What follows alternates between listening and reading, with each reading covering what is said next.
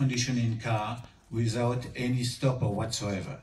So this is something really, really unique.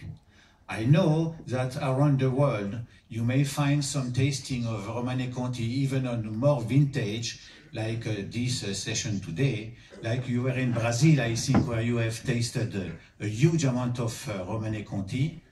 But here you have wine that are coming from the property. All the wine were tasted by Bernard Noblet, who is the winemaker of the property, before to be served. And I will not say luckily, but it's a fact, nothing was bad for any bottle. It was perfect bottle for all the wine. Then we have, you will see that the last glass, the 61, will be served really at the last moment, because in order to appreciate and give you the time for the tasting, all of you will get served the 61 during your tasting. And also for the Montrachet. Montrachet, you know, we tried the temperature, for the temperature to be nice for the people, for you, but also for the wine. So during the tasting of the red wine, you will be served the Montrachet. So we have enough room between the ranks in order to do that. So it will be done quietly, and I think it will be no problem for that. You know the principle we have for all this tasting. No words, of course, no perfume for the ladies, as we know that, and also no comment, because we have opened 5 bottles in total. We never blend the bottle together. They are served the bottle for 15 glass, and so it may happen that some appreciation of one bottle in the first rank will not be the same as in the other rank. So please, no discussion during the tasting, no comment, no whatsoever. And after the tasting, the white and the red, then we will start the discussion. We have plenty of time to discuss about this absolutely unique tasting.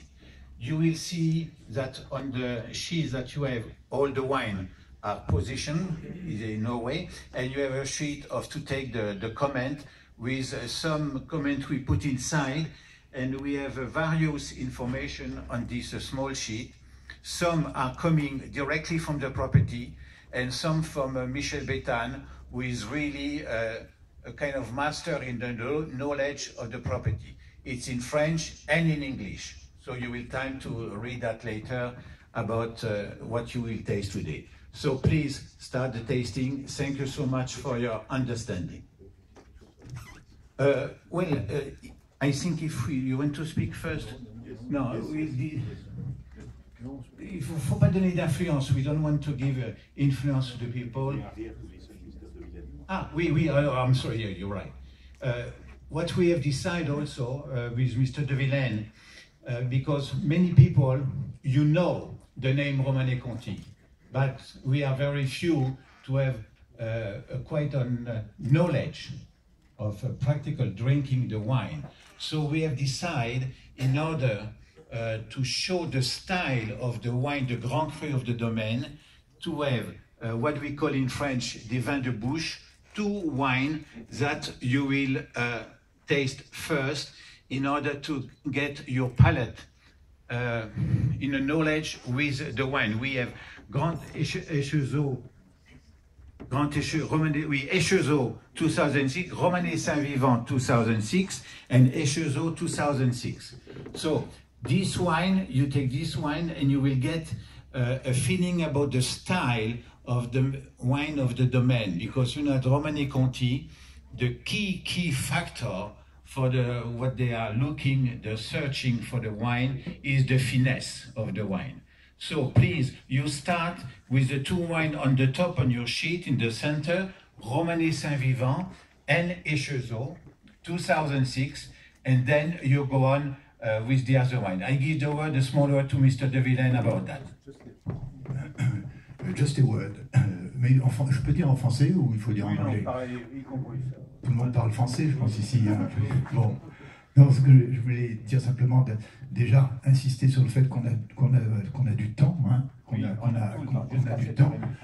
Donc il faut prendre le temps. Ce sont des vins qui ont besoin de temps, même si il y en a que 2 qui ont été servis relativement tôt. Donc, ce que je veux dire simplement, c'est que la finesse, c'est vrai que au domaine, on a toujours, bon, c'est pas par instinct, on a toujours cherché dans les vins la finesse. Mais la finesse, ça ne se trouve pas comme ça.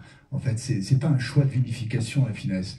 La vinification, c'est simplement un maillon dans une chaîne qui passe d'abord par des choix rigoureux de type fin, de pinot noir ou de chardonnay, et qui passe aussi par des méthodes de culture qui respectent la terre, qui respectent la vigne, et qui, ensemble, permettent d'arriver à des rendements, le rendement c'est capital, un rendement qui soit en harmonie avec celui du millésime, c'est-à-dire avec les conditions météorologiques qui ont été imposées à la vigne.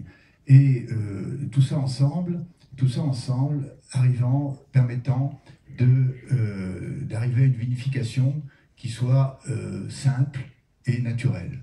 Bon, la finesse, je pense que nos grands vins en Bourgogne l'ont naturellement, tous les grands vins du monde l'ont également aussi, j'en suis sûr.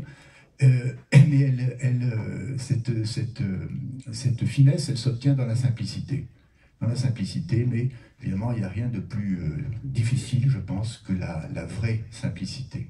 Et c'est ça ce qui est recherché, la pureté, et j'espère qu'on va les trouver ce soir dans ces vins.